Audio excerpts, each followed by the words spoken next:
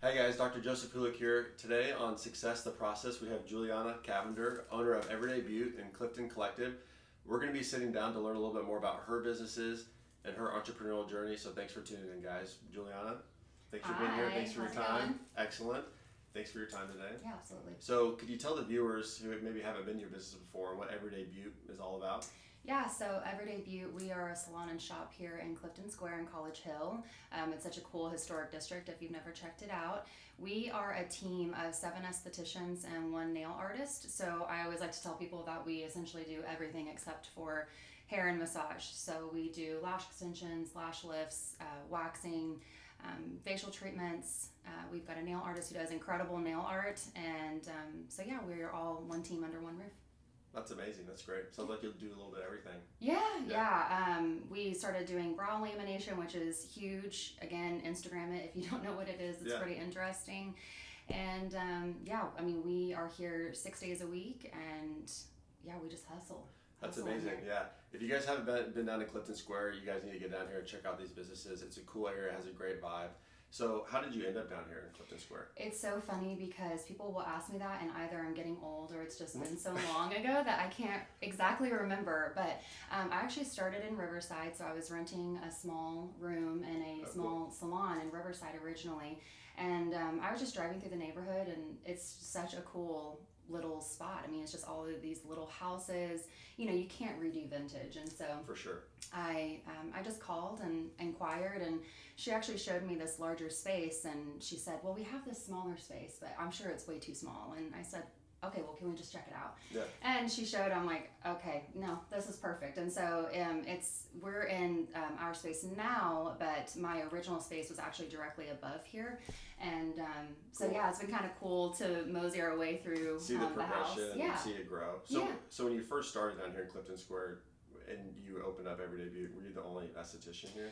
Yeah, so I started solo, and again, I was just by myself upstairs, and then I decided to expand initially because I became an educator with a brand that we use, and so I knew that I needed more space in order to teach classes, and so a girlfriend of mine at the time who was a makeup artist and cosmetologist, we teamed up and we moved down here to this space, and so it was a team of 2, and then with each year passing, we've just been so fortunate to acquire new team members. Yeah, that's amazing. So when you were first getting going with everything, what was, basically going from one room into growing into this, what was the biggest obstacle or challenge you faced off the bat? Obviously, I feel with any small business, sometimes people are going to make you feel doubt. So obviously there was always that doubt, that fear of failure, and just taking that leap, but also trying to be wise about it, trying to crunch my numbers and figure out, okay, how many services do I need to see in order to make this happen? Right. It's always scary, but took the leap of faith, and I'm super thankful. So that's great. Believe in yourself and it works out. Yeah.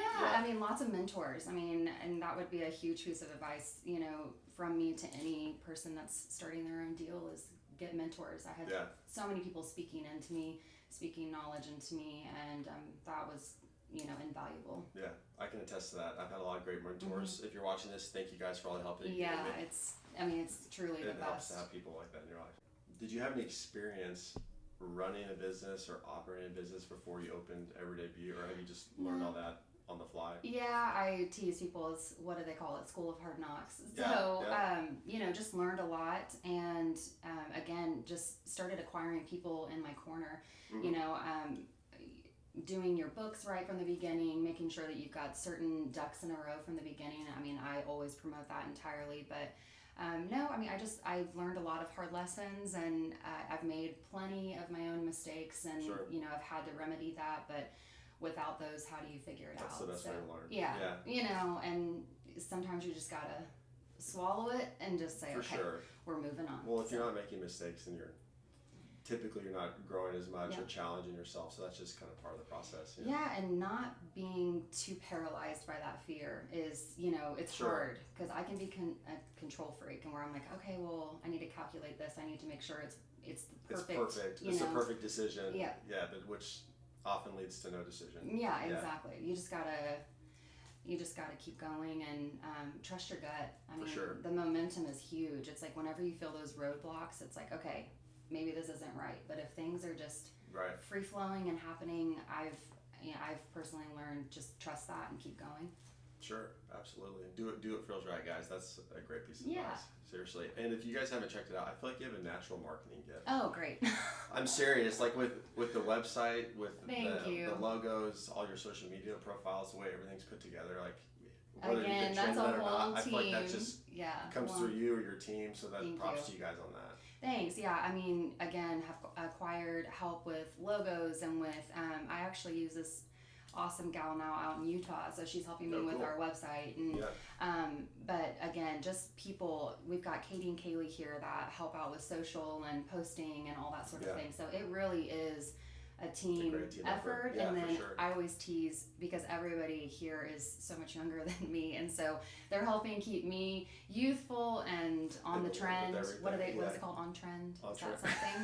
Is that something? I'm not sure. But no, just learning constantly. I mean, Yeah. social is everything, and so figuring For out sure. the posting, the TikTok, the videos, it's imperative to be able Yeah. to showcase your business. So, you got to be willing to keep learning, keep growing, keep pivoting, keep Yeah. moving forward. So that's what we are doing. That's awesome. Yeah. So could you tell some of the viewers, so that's one of the businesses, Everyday Beaut, and Juliana actually owns a business next door called Clifton Collective. Could you tell the viewers more about that business and what's behind that? Yeah, it's a shop of predominantly Midwest makers, so it's a bunch of awesome goods under one roof. Most of it is, made by hand, by local and regional makers and vendors. And so the way that came about is I've always had a passion for small business. I love purchasing things that are made by somebody. I love quality items and knowing that there's a story behind it. And I really wanted that for Everyday Beaut, and it just didn't really work out. And so we started running out of space, and it was like this vision wasn't fully coming to life. And this additional space here in Clifton Square opened up, and a couple friends of mine had a pop-up shop, and we started collaborating ideas, and they were like, why don't you just open a collective, and we'll all put things in there and whatnot. And I'm like, okay, sure, great idea, let's do it. So just got the ball rolling on that, and we were in a different space that we're in now. We're so fortunate now to be under one roof, so we were able to join our two locations and knock out the wall and fully renovate it, and it's just been such a blessing because For sure. now being together, we are sister stores. People understand that connection between us. And then we are in this awesome corner between Dempsey's and Ziggy's, and so it's like a very cool buzz. It's over cute. here. It's really charming. Yeah, it's awesome. thanks. And It's I'm awesome. sure they're like synergistic for each other between people going between the stores.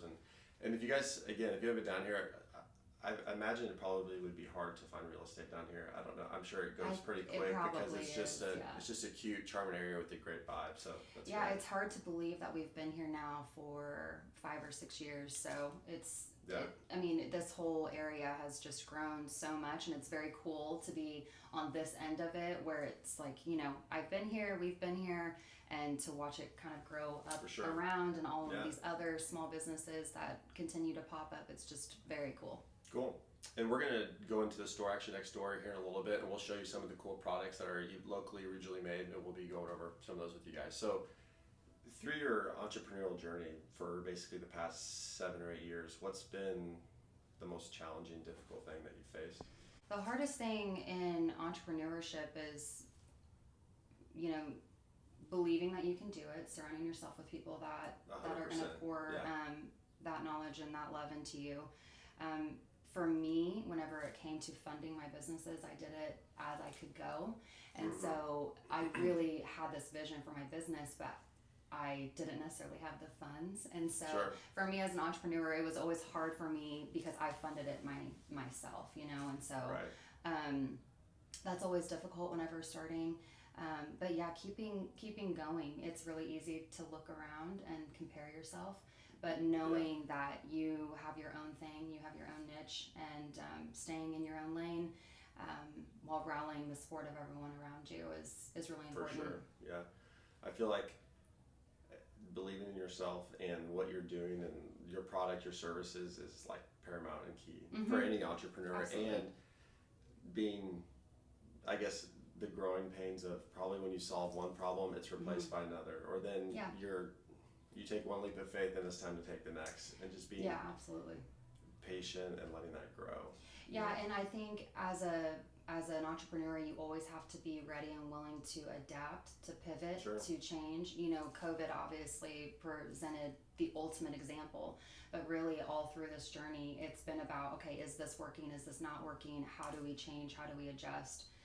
And not staying stagnant. And, you know, some things just don't work. Some ideas don't work. Some services don't work. Certain, you know, it just doesn't. Sure, but you don't know they don't work until you do it. Yeah. And then either it goes great, or then you, like you said, you adapt and do something different. The willingness to adapt and change and be receptive to that is really important. Has from your expectations when you started, did this whole process, and from where you started to where you're at now, take longer than you thought? Versus like thinking, hey, I'm going to hit the ground running, I'm going to be so busy I don't know what to do. Like, could you maybe talk about that a little bit?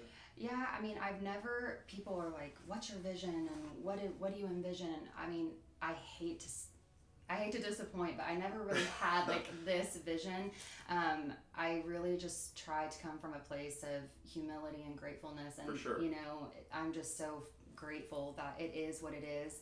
I love these are my two first babies, you know, and so I'm thankful that it is what it is. I didn't necessarily have a vision of what it would turn into, all these or expectations. No. Just one client at a time, one thing at a time. Absolutely. Just let it take shape. Yeah, just try to follow the momentum, and you know, we're always looking to acquire the right team member, I say. So as we've acquired more team members in this family here, it's really been very organic, you know, not something that's fully sought after, but really just, it's been very organic. It makes it that much more amazing. Yeah, for sure. Okay, that's awesome. So success can take many forms. A lot of people have their own definitions of success, but what does success look like to you? What do you feel success means? Success to me is doing what you love, and especially doing it with people that you love. So I'm not really passionate about finding your word for the year. You know, people always talk about what's your word for the year, and that's not really ever been my thing. However, this year I do have a word, and it's people. And just through this whole last year, I realized people have to matter more, and people over productivity. And so naturally, I'm an Enneagram 3, and I can be such a workhorse, and I am so identified by my hard work. But the people that are around me really they're so much more important to me. And so like you've talked about personal development, and so doing what you love with people that you love, and just getting that full experience, that to me is success. That's awesome. So what's one piece of advice you'd give? Obviously you've been very successful with what you've done, and you're continuing to grow. What's one piece of advice you'd give to someone looking to start a business, whether it's here in Wichita or in their local community? Get a mentor.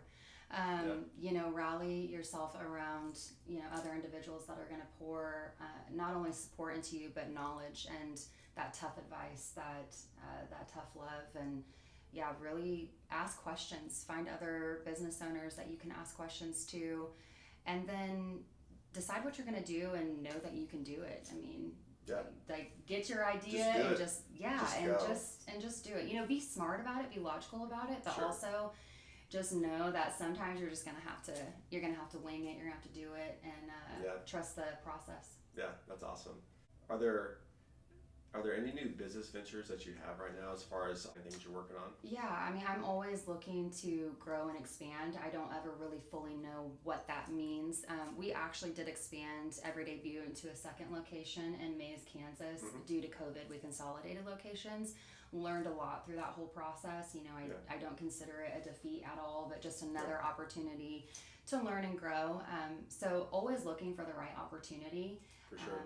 Very, very blessed and thankful where we are right now. If the right opportunity were to present itself, I mean, I always have ideas. The people here, they crack up because I'm like, okay, so at 3:00 this morning, this is what I thought about. This is like, what do we have to do to get this in motion, you know? So there's always ideas. So it's just whether or not it's the right idea, the right time, you know, so you just never know. And then taking the idea and then making it a reality, or seeing how it plays out. You never know. I try to lead with logic and a little bit of spontaneity, so we'll see.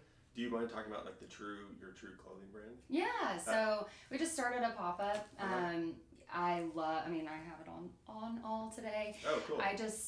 I love, somebody asked me, they're like, how'd you come up with this? I was like, well, I love to shop, so I just decided, why not shop for a store? And Yeah, yeah, you know what I mean? Seriously. So, again, just wanted to bring another small business, another pop-up to the Wichita community, place that they could purchase clothing. Yeah. And so we just started a little pop-up within Clifton Collective, and it's been great. That's awesome. Yeah, it's a lot of fun, and lots of different pieces for gals. So cool. Well, I appreciate you taking time to sit down with us. Thank you for asking me. Great energy, great vibe down here with both these businesses. Juliana Cavender, thanks for tuning in, guys.